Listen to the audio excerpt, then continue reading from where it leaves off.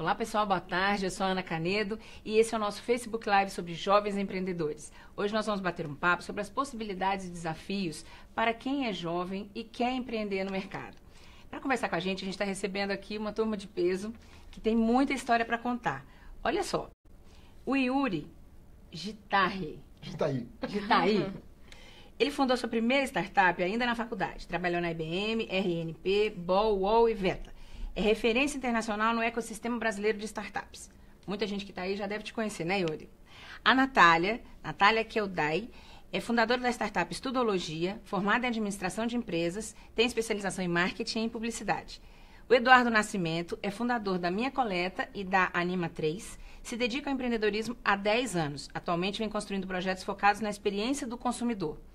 Então, pessoal, boa tarde. Agradeço a presença de vocês aqui. A gente falou um pouco sobre o currículo de vocês, mas eu gostaria que cada um compartilhasse um pouco mais a sua experiência como empreendedor, para que o pessoal que está assistindo a gente possa conhecer vocês um pouco melhor. Começa com você, Yuri. Beleza. Bom, eu comecei na faculdade ainda, teve um curso de empreendedorismo com o Fernando Dolabella, que é um professor bastante conhecido por aí, e a gente tinha que montar uma empresa durante os 6 meses da matéria, né, na faculdade. E a gente montou nossa primeira empresa naquela época. A gente trabalhou bastante, mudou de projeto algumas vezes ao longo desse tempo e acabei ganhando um prêmio junto com a minha equipe, né? E a gente não esperava de jeito nenhum ganhar um prêmio com a primeira experiência que a gente tinha, que abriu pra gente um mundo diferente, de poder conhecer mais empreendedores, de conhecer outros mercados. Então, para mim foi muito importante participar dessa experiência na faculdade ainda. Aí depois dessa época dessa empresa, eu trabalhei em algumas empresas, voltei a empreender mais 2 vezes depois, e hoje eu trabalho praticamente o tempo todo com empreendedores. E isso, esse começo aí, a gente está falando de quanto tempo atrás? Jesus, 94, 95, faz o quê? 20 e poucos anos, né? Estava começando a internet no Brasil. Antes de começar a internet no Brasil. Tá certo. E você, Natália? Então, eu venho de uma família de empreendedores e isso motivou muito a minha decisão de estudar administração na faculdade. Em razão do curso, eu tive muito contato com a abertura de novas empresas, com consultoria júnior e, em particular, com uma matéria de plano de negócio que foi bastante inspiradora nesse sentido de, cara, é possível, é só se organizar e se entra no mercado. Depois que eu me formei, eu tentei trabalhar em empresa familiar, acabei não me ajustando muito e entrei como uma brasiliense para o mundo dos concursos. Me dediquei bastante para dar diplomacia, estudei pesado para isso e foi de onde eu tirei a inspiração da Estudologia, que é a minha startup, a startup que eu venho desenvolvendo agora há 2 anos e meio, quase 3, e que tem tido bons resultados. Bacana. E você, Fernando, qual a sua história? Eduardo. Desculpa, Eduardo. Eduardo. Eu comecei a empreender um pouquinho antes de entrar na faculdade, mas meio sem saber o que eu estava fazendo. E aí, na minha primeira graduação, eu tive o primeiro contato com a matéria de empreendedorismo. Eu falei, é isso aí que eu sou, é isso aí que eu quero fazer pro resto da vida mesmo. Se identificou? Me identifiquei muito. E comecei a participar e acompanhar todo o movimento empreendedor já naquela época. Isso foi em 2006, 2007. Lia todos os artigos que saíam nos sites do Sebrae, essas coisas todas. Construí uma startup, né, que era voltada justamente para a experiência do consumidor. Foi acelerado pela iniciativa Jovem Shell, que é um programa de aceleração lá do Rio de Janeiro. E depois participei do desafio universitário empreendedor aqui do Sebrae também, onde eu fui campeão estadual lá. E quando eu tive essa experiência, eu ganhei um peso legal para poder montar uma empresa júnior dentro da minha universidade e aproximar ainda mais a universidade do empreendedorismo na prática, né, ajudando os alunos e me capacitando também para poder entender melhor esse meio do empreendedor. E hoje eu estou tocando a Minha Coleta, que é uma startup de coleta seletiva, que funciona lá no Rio de Janeiro, tá? E a Anima 3, que é uma agência voltada para experiências e conexões inteligentes, onde a gente trabalha com universidades, shoppings, cidades, desenvolvendo modelos, né, mais inteligentes para a experiência do usuário. Yuri, quando você começou, né, no empreendedorismo na década de 90, não era um tema ainda tão comum, nem nas universidades e nem entre os jovens, né? O que você acredita que mais mudou dessa época para cá? E que dicas você acredita que são importantes que os jovens tenham em mente, assim, para quem quer começar a empreender hoje? Eu trabalhei muito com mentoria há muito tempo já que eu trabalho com isso, né? Que é ajudar as pessoas que estão começando com dicas, etc. E bater papo sobre empreender em geral. Porque na minha época não tinha para quem perguntar, né? Então, assim, a gente conhecia 2, 3 pessoas da região que tinham feito uma empresa e crescido, mas a gente conhecia empresário, não conhecia empreendedor, né? Essa noção do cara que corre atrás das coisas, que sai criando, a gente era muito mais gestão do que era empreendedorismo. Era muito mais administração de negócios do que empreender. E foi nessa época que eu comecei a aprender que existia essa possibilidade de ter uma forma um pouco mais rápida de fazer as coisas, de crescer um pouco mais, a empresa atingir um mercado maior, crescer um pouco mais. E foi quando eu ganhei esses primeiros conceitos. Mas não tinha com quem conversar, era muito restrita essa atuação, né? E com a chegada da internet, disponibilizar conteúdo para todo mundo online, quem queria estudar, podia estudar, tinha um grupo de discussão, isso aos poucos foi começando a difundir um pouco mais, e a gente começou a perceber que tinha mais gente fazendo aquilo. Então, para mim, esse começo foi, tem gente fazendo isso, dá para eu bater papo com eles. Então, era uma coisa muito localizada ainda, muito de nicho, né? E com o tempo, com o crescimento da internet, com o próprio avanço nos Estados Unidos, que é a referência hoje em dia, né, do Vale do Silício, do mercado todo de internet no mundo, o Brasil foi um pouco atrás nessa demanda, mas foi seguindo esse mesmo caminho. Então deu para ver que aos pouquinhos mais e mais pessoas estão se conectando, os movimentos regionais começaram mais fortes em 2010, por aí, que no Brasil começou a se criar grupos de startups, empreendedores no Brasil todo, em várias regiões, algumas cidades mais cedo, outras mais tarde. Então a gente tem um crescendo, assim, gradualmente aumentando essa integração. E hoje a gente pode falar que tem milhares de empreendedores, como o Eduardo e Natália, que são jovens empreendedores hoje em dia, estão colocando um negócio novo no ar, e eles já se conectam muito mais rápido, as redes sociais aumentaram muito esse contato. Então, assim, era uma coisa muito mais de nicho naquela época, e isso gradualmente virou uma coisa que todo mundo tem acesso. Eu, em 2009, li um blog de um cara americano que falava sobre Lean Startup e ninguém falava disso. Então, deixa eu estudar isso aqui um pouco mais. A gente tem essa chance hoje em dia. Na minha época não tinha esse tipo de coisa, né? Então, acho que a informação está muito mais disponível, as pessoas estão muito mais conectadas e as referências que a gente tem de fora estão muito mais próximas. Então, por exempo, hoje eu vejo o Uber está lá nos Estados Unidos vindo para o Brasil. Se ele não viesse para o Brasil, eu não sabia que dava para eu entrar no carro de uma pessoa que eu não conheço e de um lugar para o outro. Então, esse contato com essas coisas de fora que estão chegando aqui, essas tendências, e exportar um pouco das coisas que a gente faz aqui para fora, estão muito mais difusas no dia a dia das pessoas, né? E você tem mais exemplos de empreendedores, né? Que começaram jovens, que começaram pequenos e que hoje têm empresas de destaque, seja em que ramo for. Isso aí. Isso também faz diferença para o jovem, né? Ele pode olhar e falar, eu também posso seguir esse caminho. Que é o que você está dizendo que antigamente você não tinha. Você tinha algumas empresas tradicionais e que eram bem-sucedidas ou porque eram empresas já familiares, né? E já era um negócio estabelecido e hoje não, né? O mercado está muito mais ágil, né? Com as empresas. Hoje essa referência de inovação é muito mais forte do que antigamente. Eu tenho que fazer uma coisa que cresça mais do que os outros para poder ganhar mais mercado. Antigamente, não, você cria uma patente e você vai proteger seu negócio. Hoje em dia, você cria patente, o cara cresce mais que você, sua patente não adiantou de nada, porque ele tem muito mais dinheiro que você para brigar na justiça. Então, é uma coisa um pouco mais complexa, um pouco mais competitiva globalmente, né? Mas eu acho que, ao mesmo tempo, para quem está começando, é muito mais fácil, para quem quer entrar nesse movimento, né? Se conhece alguém que conhece alguém, no pior dos casos, dois pontos de distância de você tem alguém que mexe com isso. Então, as pessoas estão começando, eu acho que é um pouco mais fácil. E eu não estou assim, como era difícil na minha época. Não, é que eu acho que por isso que eu trabalho muito com gente nova. Se eu puder falar pro cara, olha, aproveita o que você está tendo agora, faz isso, que é só você fazer aquilo ali. E eu acho que dá referência também. O caso do Eduardo é muito legal porque ele trabalha com isso hoje, né? Ele mostra para pessoas que não estão em contato com isso, que é possível trabalhar com empreendedorismo e leva as pessoas que não têm essa referência. Isso é muito importante. E do outro lado, de vocês que começaram a empreender já numa outra realidade de mercado diferente dessa, desculpa, Yuri, mas do século passado. Dinossauro. Vocês já estão inseridos num contexto diferente, né? Que dicas vocês dariam, assim, para quem está começando agora, como vocês começaram?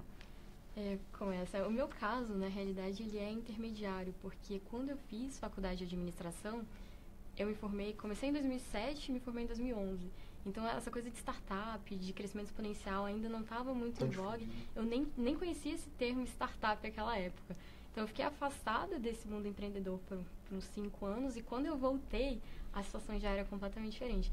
E eu fui uma daquelas empreendedoras iludidas, que achava que, em geral, essa coisa de startup é modelo Facebook. Você tem uma grande ideia, não conta pra ninguém, é segredo, ninguém pode saber, porque eles não vão copiar, e no minuto que você colocar isso no ar, vai explodir, bombar, e todo mundo vai entrar ali. Foi mais ou menos com esse mindset. Caramba, eu vou fundar a Estudologia, vai dar tudo muito certo. Daqui a 2 meses eu tô milionária. Ó, a gente ia falar de expectativa e realidade um pouco adiante, mas eu gostei verdade. dessa história. Você me falou da expectativa. E qual foi a realidade? Cara, completamente avessa, tudo que eu imaginava. Talvez, se eu soubesse o quão difícil seria, eu nem teria entrado. Que bom que eu não sabia, né? Porque hoje é muito gratificante ter construído o que se construiu ao longo desse tempo. Eu e minha equipe, inclusive, não se faz nada sozinho, né? Mas, realmente, de fato, hoje, para empreender, tem muitos subsídios, tem muitas formas de se conseguir financiamento, suporte, apoio, relacionamento. Os ecossistemas têm crescido. Mesmo aqui em Brasília, eu sou brasiliense, onde o ecossistema é menos maduro do que é no Rio de Janeiro e em Belo Horizonte, as coisas já têm crescido com uma proporção visível aos olhos. Em 2015 era algo, em 2018 já é completamente diferente. O próprio ecossistema de EdTechs, né, que a Estudologia lidera. Caramba, tem mais de 30 empresas credenciadas. Isso é significativo aqui em Brasília. Então, tem recursos, tem suporte, tem manuais, instrução, tem financiamento, é fácil conseguir isso também. É uma realidade que amigável ao empreendedor. Mas, por outro lado, às vezes eu tenho as minhas dúvidas se ser bem-sucedido nos tempos de hoje é mais fácil do que já foi há 20 anos ou há 10 anos. Não sei dizer, porque a competitividade, porque todo mundo tem acesso à informação e porque as coisas mudam muito rápido, ser empreendedor requer um certo grau de competitividade, de profissionalismo muito maior do que há 10, 20 anos. Eu acho que comparar as gerações é bem complexo, porque exatamente esse ponto que ela falou. Enquanto não tinha nada na época dele, mas também os primeiros que realmente tinham um pouco mais de dedicação, eles conseguiam, né, avançar mais. Hoje em dia a informação está tão disseminada, qualquer lugar você consegue aprender a fazer um modelo de negócios que você precisa ser cada vez mais esperto, mais safo, mais profissional para poder tá aí ganhando mercado. Eu comecei mais ou menos como ela. Estava até conversando antes aqui, o meu primeiro processo de aceleração, a gente aprendia plano de negócios, né? E acelerar plano de negócios é uma coisa até divergente hoje em dia. Exatamente. E eu vim aprender inovação, o modelo Canvas, essas coisas, um pouco mais para frente, até com o Yuri, né? Aqui no próprio Sebrae. E ver que o mundo dava para ter uma escala, para a gente poder fazer negócios mais escaláveis, mais preparados para ganhar mercado mais rápido e atender ainda mais pessoas, né? E a minha dica para as pessoas que estão querendo começar não fica dentro de casa planejando a ideia do Pink do cérebro mirabolante, né? Vai para a rua, se você acha que você tem uma ideia boa, valida com o cliente, valida, conversa, procura todas as informações na internet. Quando eu comecei lá atrás, eu ouvia todos os caras, o Yuri, a Cláudia, tem uma galera aí que falava de empreendedorismo, né? E eu ficava ouvindo esses caras falar, vendo os vídeos deles no YouTube, vendo como é que eles faziam, porque você empreender muito solitário no início, né? Tudo muito sozinho, sua família querendo que você faça concurso público, né? Se forma em direito. Se forma em direito. Imagina eu aqui em Brasília. Exatamente. E a gente fica muito solitário. Então, se apegar a essas mensagens, essas pessoas que estão aí disseminando esse conteúdo é muito importante. E se você realmente tem um negócio bom, cara, começa a validar. Porque você precisa modelar e validar cada vez mais rápido, testar com clientes, testar toda hora, né? Pivotar o tempo inteiro, mudar de direção se o negócio não estiver indo do jeito que você estava pensando, para você atingir os resultados que você pretende. Bacana. Bom, para quem chegou agora, esse é o Facebook Live sobre jovens empreendedores. E se você tiver alguma dúvida, quiser fazer algum comentário, deixa aqui pra gente que a gente vai ler aqui seu comentário, a sua dúvida, tá bem? Yuri, a gente vê hoje um movimento entre os jovens que é bacana empreender, muito mais gente querendo ter o seu próprio negócio, coordenar a sua rotina, enfim. Quais são os desafios práticos que esse empreender traz para a vida de quem se propõe a ter um próprio negócio? Acho que é legal a gente separar bem o seguinte, que como a Natália falou que tinha uma referência de startup, trabalhou numa startup, né, e vocês conhecem muito bem essa realidade, empreendedorismo não é só startup, né? Existe um monte de tipo de gente fazendo empreendedorismo de tudo quanto é jeito diferente. O perfil empreendedor pode acontecer dentro de empresa, não necessariamente como startup. Então a gente tem que tirar um pouco essa... Só um parênteses, assim, vamos conceituar o que é startup, como que eu defino uma empresa que é uma startup, só pra gente alinhar. Porque a língua comum, em mais mercados no mundo, assim, o pessoal mais usa é o seguinte, quando eu tenho um negócio que não necessariamente está formalizado, já é uma empresa, etc., mas que eu descobri uma forma de fazer um negócio de um jeito diferente, que eu consigo crescer muito rápido, isso pode ser uma startup. Ou seja, a startup ela não é assim. Eu olho para aquilo e falo, isso é uma startup, isso não é uma startup. Se eu tenho um grupo de pessoas, pode ser uma empresa, pode ser um grupo de pessoas amigas, não interessa. Buscando um modelo de negócio, que a gente diz, né? Uma mecânica de negócio que é escalável e ela pode ser rapidamente expansiva e repetida, a gente pode considerar que existe uma chance de ter uma startup ali. Então você tem, por exemplo, negócios que são tradicionais que dependem de entregar uma coisa para uma pessoa em algum lugar do Brasil. Isso cria um problema de logística. Automaticamente isso reduz a escalabilidade e aumenta o custo desse negócio. Então, como é que eu fico livre? Não quer dizer que está errado, mas como é que eu consigo melhorar um pouco mais esse negócio aqui e descobrir uma forma de entregar de forma digital, por exemplo? Ou então, como é que eu, ao invés de focar só na minha região, posso pegar o que eu pensei que resolve para a minha região e replicar em outras regiões, né? Tem um pessoal aqui, acho que foi do Pará, se não me engano, não, foi Amapá, aqui no Sebrae, no Desafio Universal Empreendedor, acho que uns 3 anos antes, que eles bolaram um negócio muito engraçado. Que a ideia deles é o seguinte, era fazer um processo de logística para funcionar lá na terra deles. Eu falei, mas cara, vocês não compram coisa pela internet hoje? Não, cara, não funciona, porque um trecho vai de avião, para na capital, aí vai de ônibus até a distribuição, aí pega um barco para subir o rio, aí pega um cara de carro, pega um cara de carro, de cavalo para levar, de bicicleta, então são vários estágios, é muito mais complexo. E eles falaram que era super importante pro estado deles, etc. Eu falei, mas vem cá, é só no seu estado que tem o lama, rio e falta de estrada? Aí o cara, não. Então, assim, essa pergunta para esse cara, para ele perceber que o negócio que ele pensou é aplicável em muito mais realidades, é a hora que você começa a sair do negócio tradicional e empreender pensando num horizonte um pouco maior.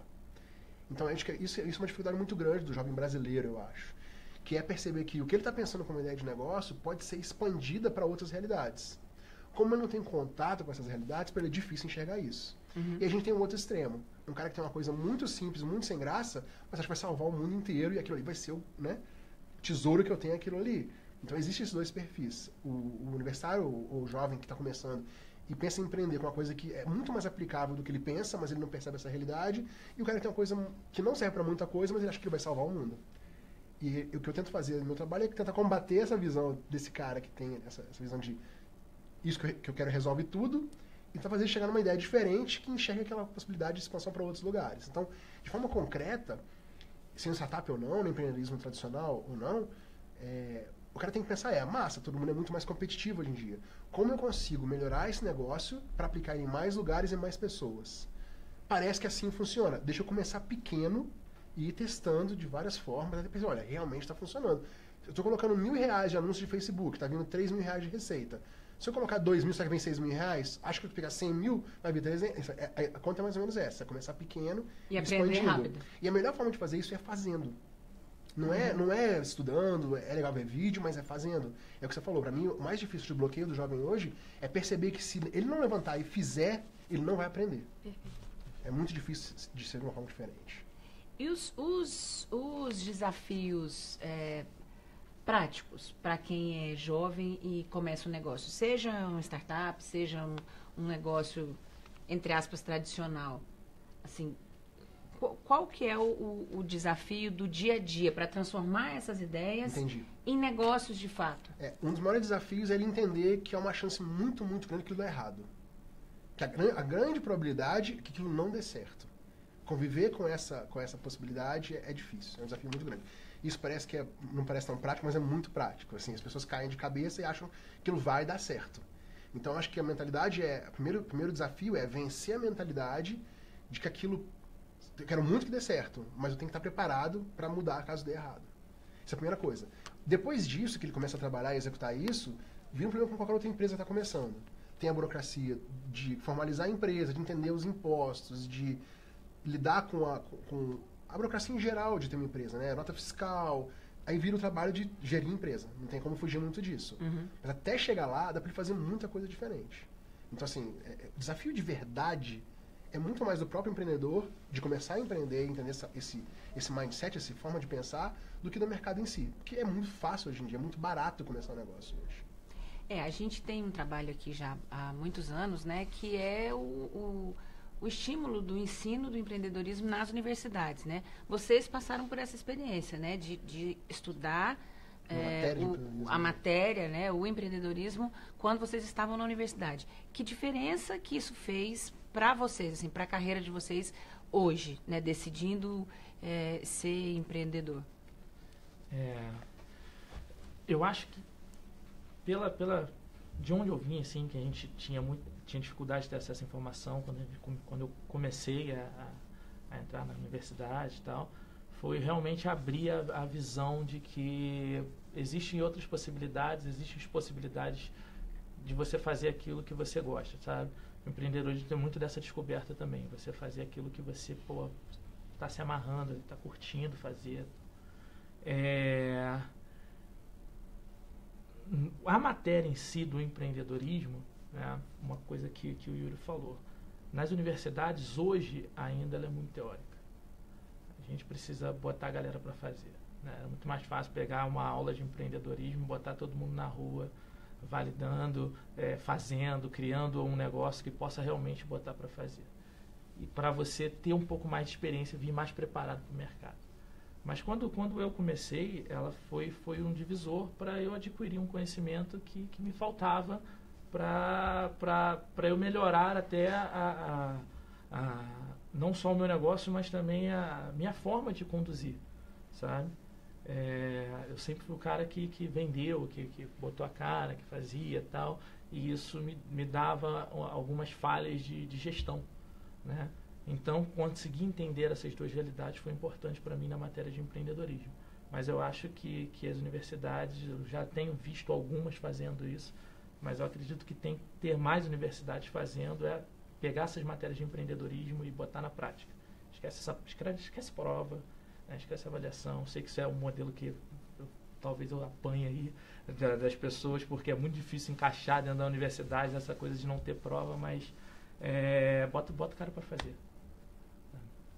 Isso. E para você, Natália, como foi isso? Concordo plenamente, em gênero, número e grau. É isso mesmo. Realmente, quanto mais prático, mais eficiente.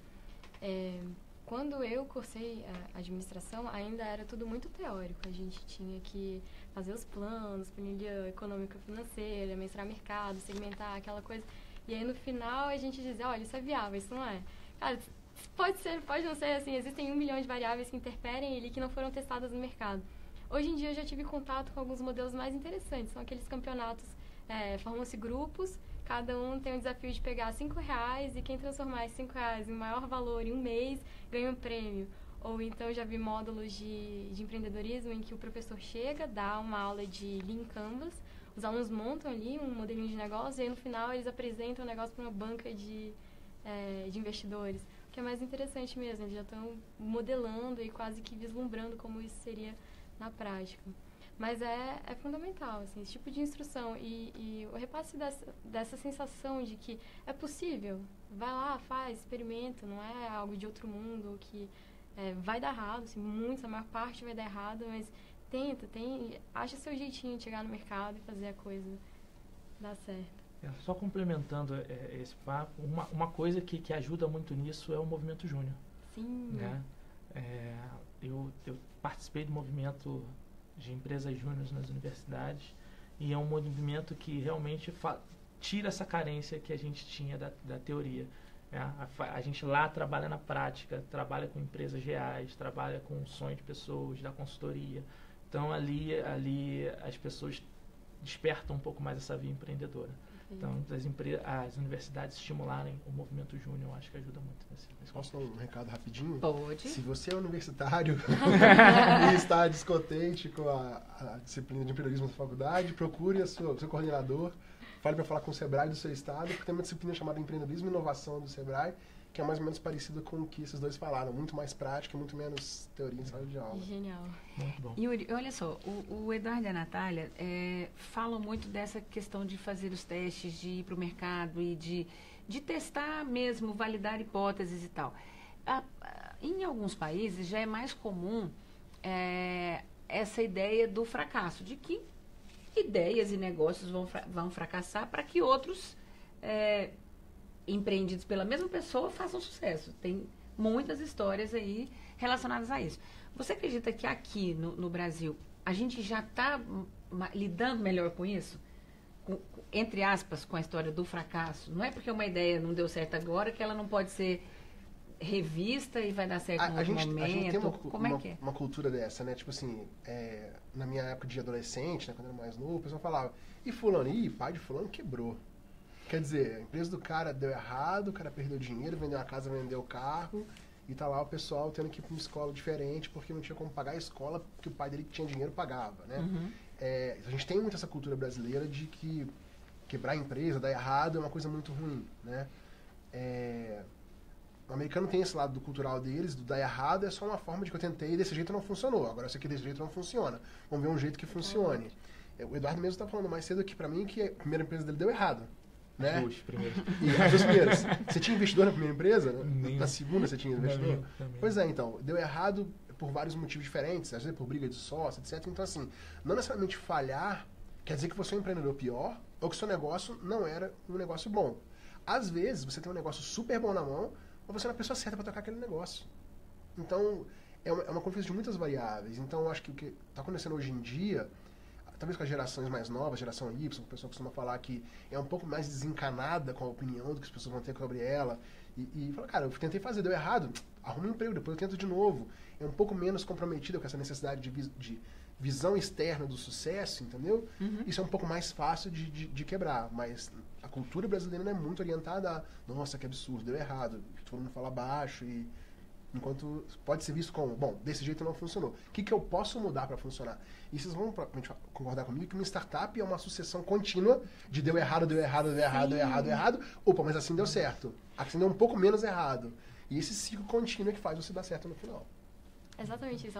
É um monte de coisa dando errado o tempo inteiro até que alguma dá certo. Uma, né? Assim Umazinha dá certo. Aí você respira, fio, agora eu vou esperar as coisas erradas virem até a próxima dar certo. Cada solução que a gente encontra vem um monte de problemas, né? Encadeado. É a teoria dos gargalos mutantes. Só isso. Aqui tem um gargalo. Resolvi o gargalo, mudou o gargalo de lugar. Agora o problema é outro. Agora é outro. Exatamente. E é assim que vão crescendo, né? Os empreendimentos e os empreendedores, né? Principalmente isso. Claro. Como é que é o ditado? Mar calmo nunca fez bom marinheiro? É mais ou menos Não isso. sei um ditado que diz isso. É isso aí. Falando em mar calmo, em expectativa e realidade, a gente falou de perfis complementares, né? Dos empreendedores que têm uma característica mais de abrir a picada e de ir fazendo. Como é importante ter, de repente, numa equipe, outros tipos de perfil, que tem mais conciliador e tal. Na experiência de vocês, assim, sozinho ou acompanhado? Acompanhado. O Eduardo já sozinho vai ferrar tudo. Deixar eu sozinho, eu vou embora. Eduardo. Tem que, exatamente, acompanhado. Eu já tive diversos problemas quando eu comecei as empresas com sócios, e toda vez que alguém me pergunta, eu falo, não, tem que estar acompanhado sempre. Sempre, porque você não consegue enxergar o todo. Às vezes você se empolga, você está empolgado ali, está naquela dinâmica e você não consegue olhar de fora. E de repente tem um parceiro, um sócio que possa olhar com outro ângulo, te ajuda a minimizar o risco, né? Minimizar até as chances de errar. Erra menos, erra, ou então pelo menos erra mais rápido, né? Então, eu voto acompanhado com certeza. Não, e outra, sai pra vender, né? Quem conta uma conta da lojinha Quem agora? Quem ficou na lojinha tomando conta? Na lojinha né? tomando conta, Pois é. exatamente. Você, Natália? Eu compartilho essa visão também. Então, eu já tive problemas societários na própria histologia, né? Tive ela como sócio, a gente se desentendeu, acabei tocando e montei uma nova equipe, mas eles são fundamentais pro projeto dar certo e pra gente ter conseguido chegar onde chegou. E é uma equipe de 4 perfis completamente diferentes, sim, e de fato complementares. Tem a Camila, que puxa todo mundo pro chão, o Bruno, que sonha, quer fazer as coisas né, bem grandiosos e grandes projetos. O David, que é o técnico lá do computador, e eu que acabo modelando o negócio, pensando estratégias e vou para fora. Mas, assim, pelo menos no modelo de startup, né, são vários modelos de negócio. Alguns é passível de se tocar sozinho, mas esses que são mais complexos e demandam a interdisciplinaridade para funcionar, me parece muito importante, quase fundamental, ter mais de uma pessoa e perfis complementares para se ajudar. Não só complementaridade técnica, mas de comportamental. Acho que até um certo ponto dá para levar sozinho, mas tem uma hora que não tem jeito, né? É opressivo, você precisa dividir tarefa, então dá para trabalhar sozinho até um certo ponto, mas depois é muito difícil. O vínculo societário é diferente do vínculo empregatício, né? O sócio, ele está comprometido, ele quer fazer aquilo dar certo tanto quanto você. A pessoa, o seu colaborador, não necessariamente. A coisa ficou ruim, ele cai fora. E isso é um dos problemas que acontece com frequência. Treina o cara, tá lá, acha que tá tudo bem, de repente, vou fazer um intercâmbio. Não, a gente precisa de você. Assim, não conta, tem que fazer mesmo, viagem, assim, faz uma surpresa agora. Só entrega primeiro, depois... Natália, você falou aqui no começo do papo sobre a questão da ilusão, né? Que você é da turma dos desiludidos, né? Isso. Qual que foi a maior dificuldade, assim, de fazer essa equação, assim? Você está dizendo que na sua equipe tem pessoas com diversos perfis, né? Do sonhador, do fazedor, E como que faz a equação do pé no chão com a ilusão, com o sonho, com a realidade? Não tem a receita do bolo, mas assim... mas isso aí foi a vida mesmo. Uma sucessão de porradas, faladas, de trancos e barrancos, capotagem, que aí, caramba, é um negócio bem mais difícil do que... Mas é melhor ser desiludido do que iludido. Claro. Né? É melhor, porque você se prepara, né? Você já se arma, se imune e... Igual aquilo. Quero que dê certo, vou fazer com que dê certo, mas estou preparada para o worst case scenario. E já arruma um plano B também, já vai pensando como se arranjar. Mas é isso, assim, são vocês. O meu caso, eu falo dele até de uma forma caricata, porque eu conheci muitos empreendedores desse jeito também. Especialmente quando se trata de startup, que aí parece que é um negócio que cresce exponencial, você vai, bola o negócio e de repente está faturando milhões. Não é assim. Você monta um produto lindo, maravilhoso, coloca ele lá para os usuários não chegam. Eles não vêm, não tem divulgação, você não foi bater na porta. As pessoas não queriam aquilo. Esse é um dos erros mais comuns, né? De fazer um produto para você e não para a demanda do mercado.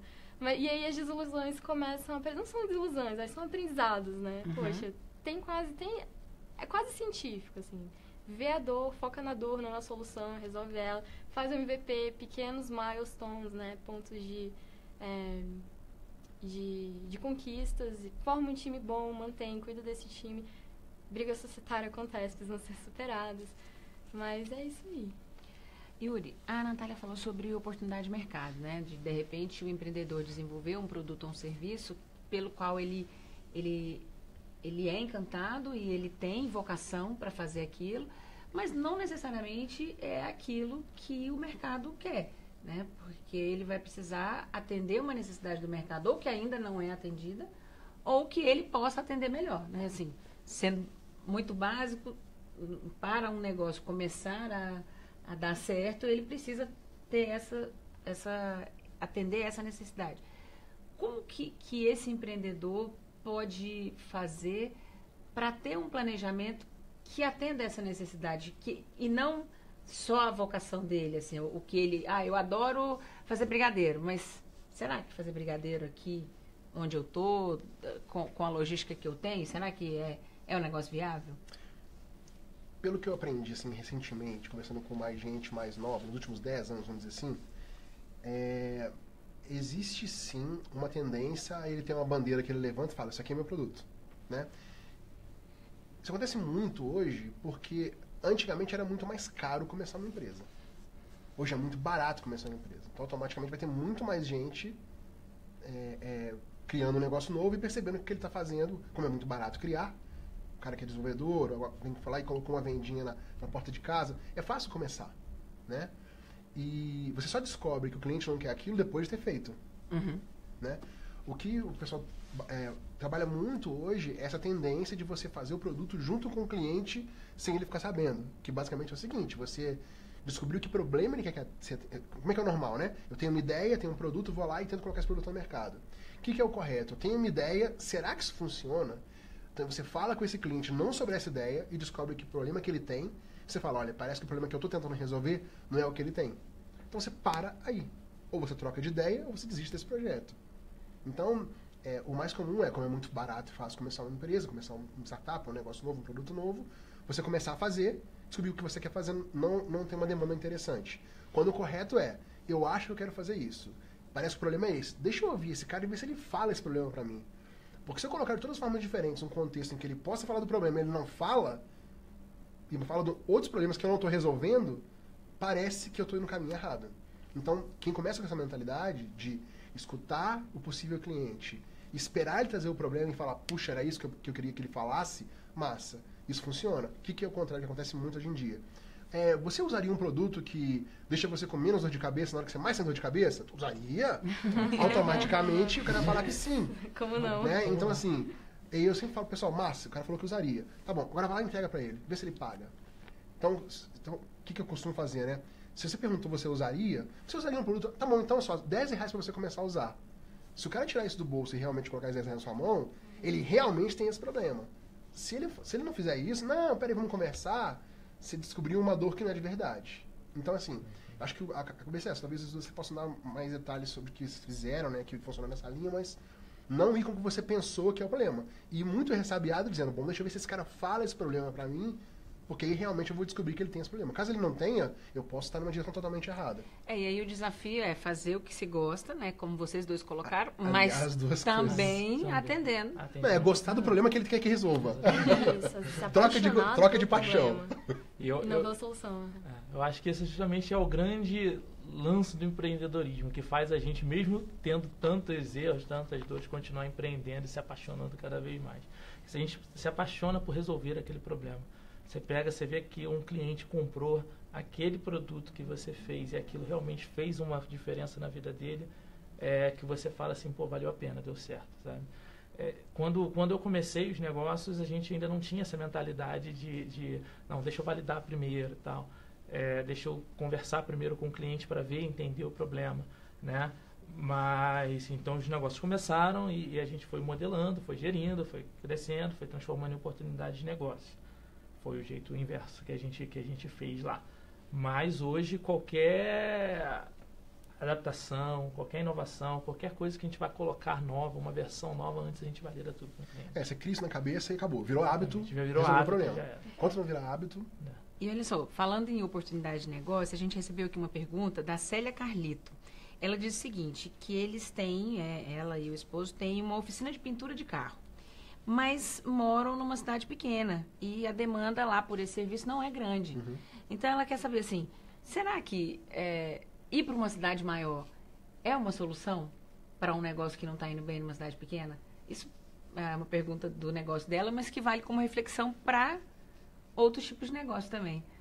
Que dica que você daria? Posso dar um pitaco, então? Pode. Bom, eu penso o seguinte... Ela está perguntando, se ela achou uma solução e está fazendo isso hoje e tem uma vida estabelecida e funciona bem, mas ela percebeu que tem um limite naquele mercado, ela não vai crescer mais que aquilo, então ela provavelmente, ou ela tem um dia cheio e aí não pode fazer mais nada, ou então ela não tem um dia cheio. Se ela tiver o dia cheio, ela pode contratar alguém que faça isso pra ela e treinar alguém pra fazer isso pra ela e buscar um novo negócio na cidade dela, caso ela não queira sair de lá.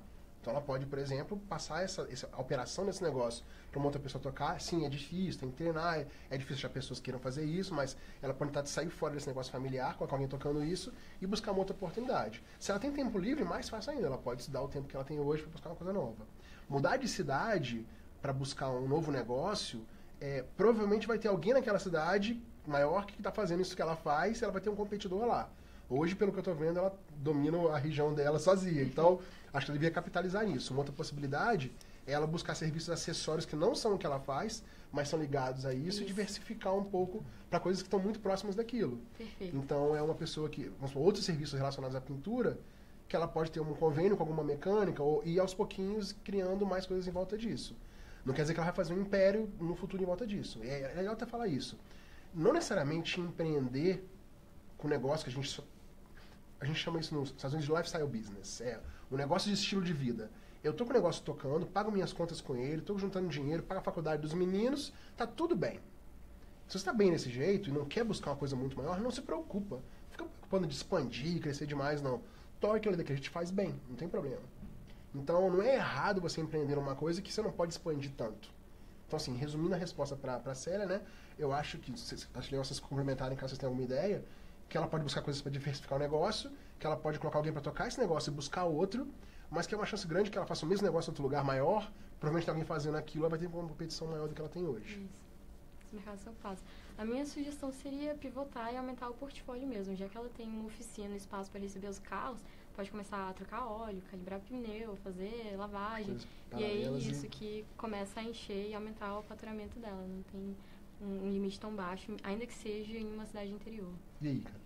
Só concordo. Eu ia falar exatamente isso, que buscar novos produtos ali, de repente, seria mais barato para ela fazer os testes e ir crescendo a gama de produto delas, ao invés de abrir um novo negócio em um outro lugar onde ela não conhece, onde ela não tem Acho que ela pode fazer o seguinte, cliente, se eu pudesse fazer outra coisa para você, o que você precisaria? Exatamente. Ótimo, E às vezes uma forma de ouvir do cliente dela, o que mais ela pode fazer. E aí o cara fala, eu precisava disso. Muitas pessoas falam a mesma coisa, esse é o próximo passo dela, né? Vai gastar muito menos. O Eduardo e a Natália falaram muito sobre as dores e a satisfação de empreender, né? A Elisa Costa mandou uma pergunta aqui pra gente, que é o seguinte. Vocês falaram sobre a dificuldade de ser empreendedor e não ir para o concurso público como os pais queriam, né? Especialmente aqui a Natália, brasiliense. De tudo isso que vocês falaram, assim, pra gente já aqui ir se encaminhando pro fim do nosso papo, o que vocês poderiam resumir que foi aquilo que fez vocês persistirem, insistirem e não desistirem de empreender, assim? De tudo isso que vocês falaram, o que é o principal, assim? Paixão. Pode parecer piega, sentimental. Cara, é paixão e propósito. O que, falando de pull push, né? No servidorismo, eu acho que eu não seria feliz porque muitas pessoas são felizes, muitas pessoas fazem trabalhos excelentes, sensacionais lá. Sim. Mas, em particular, eles dizem que a estrutura é muito rígida e que se tem pouca flexibilidade de atuação, tem um sistema hierárquico que, às vezes, é impenetrável, não tem muita liberdade de atuação. Como uma pessoa que gosta de inovar, empreender, fazer as coisas acontecerem, que quer causar um impacto positivo no mundo, eu tenho essa pretensão desde pequenininho, quero deixar bons legados pra frente. Eu achei muito mais interessante empreender, ainda que tenha problemas financeiros, correr atrás de dinheiro, né, de fornecedor, de clientes, essas coisas todas, montar time, é um monte de perrengue um atrás do outro, mas eu pelo menos tenho liberdade para atuar e fazer o que eu gosto, o que eu amo e impactar a vida das pessoas que se relacionam ao meu negócio. Eu acho que esse é o meu principal motivador. Amar fazer isso é fundamental, e eu usaria a palavra que ela usou, foi o propósito. Eu acho que você saber onde você quer chegar, como você quer impactar, que mensagem você quer deixar para o mundo, eu acho que é uma coisa que me move muito. E outra é o princípio, né? Saber de onde eu vim, né? Saber que tem muita gente muito melhor do que eu, da onde eu vim, que não enxergou, que não teve uma oportunidade e que não colou com o cara certo e que não ouviu o cara certo porque não tinha internet ou então porque faltou comida de grana para inteirar no almoço, teve que voltar mais cedo e deixou de aproveitar aquela oportunidade. Então, assim, deixar um legado para essas pessoas, para que cada vez mais pessoas possam ter as mesmas oportunidades, é uma coisa que me move muito, sabe? Liberdade e propósito, Yuri, seriam as palavras-chave? Eu acho que liberdade se conquista, né? Eu sei que é muito difícil em situações diferentes, em lugares que são menos favorecidos, comunidades carentes. Você é um exemplo disso, né? Crescendo na Baixada Fluminense. Você tem que descobrir, se ligar com as pessoas que vão fazer diferença e buscar ampliar o seu raio de liberdade. Então, você tem que aprender a conquistar mais. A gente fala muito no Brasil hoje em dia sobre oportunidades iguais para todos. É importante ter essa discussão. E depende, é difícil, assim, a sociedade às vezes impõe esse tipo de mentalidade restritiva para as pessoas, mas é importante buscar referências que você possa ampliar o seu raio de liberdade e conquistar coisas novas. É difícil, mas tem que tentar. Quem quer empreender de verdade tem que ir atrás. Vai ralar muito tentando fazer isso. Esse é seu recado final. A gente já está aqui com 40 minutos. Vamos encerrando o nosso papo. Queria pedir para cada um deixar um recado aí final, uma mensagem para os jovens, enfim, para os empreendedores em geral, né? Que sonham em ter o próprio negócio, em tocar a própria empresa. Eu vou falar uma coisa simples aqui. Escuta o que os dois falarem. Vamos lá. Fala vocês dois. Eu, considerando o público jovem, né? Eu quero deixar um aconselhamento. O momento de empreender, quando você começa a empreender, né, às vezes você deixa de ter uma renda de um outro emprego ou às vezes não tem essa oportunidade porque você não pode abdicar do seu emprego. Quando você é jovem, mora com os pais e tem esse suporte, é o momento ideal, pelo menos para testar e ver se é isso que você quer para sua vida. Então, eu sugeriria aproveitar a oportunidade. E não fazer as coisas na louca, né? Você já deve implementar. Faz igual os rapazes sugeriram, uma pesquisa de mercado, sonda, vê qual é a dor efetiva, ache uma solução legal para isso. Pode ser conta de padaria, mas vê se o produto é viável e começa, vai com garra, paixão, força e manda ver. Se não deu certo, ótimo sinal, tenta de novo e tenta empreender isso. Eu acho que o empreendedorismo tem muito... A gente está falando agora de liberdade e é isso. Eu acho que qualquer um pode. Eu acho que é uma das filosofias de vida mais inclusivas que a gente tem. Do empreendedorismo, a gente não está preocupado com cor, raça, classe social, com nada disso. É só com o teu potencial, tua vontade de fazer, né? E, de repente, se você não tem muito conhecimento, isso não é nem a coisa que mais preocupa, porque a gente quer ver a tua força de vontade. Então, o meu recado final é isso. Qualquer um pode, cara. Atenção, chegou Chatuba. E, pô, a gente está aqui hoje falando para vocês. Pô, o Yuri veio do MEA, de maioridade também. Eu não conheço muito a história da Natália. Mas se você tem aí o bichinho já te coçando, te mordendo, se você acha que pode ter um negócio... Né, a primeira oportunidade que você vai ter é a sua juventude mesmo, então, como ela falou, então aproveita isso porque é para todo mundo. Se eu falar isso aí é conselho de velho, né? Eles não acreditar neles, acreditar em mim, então tá tudo certo.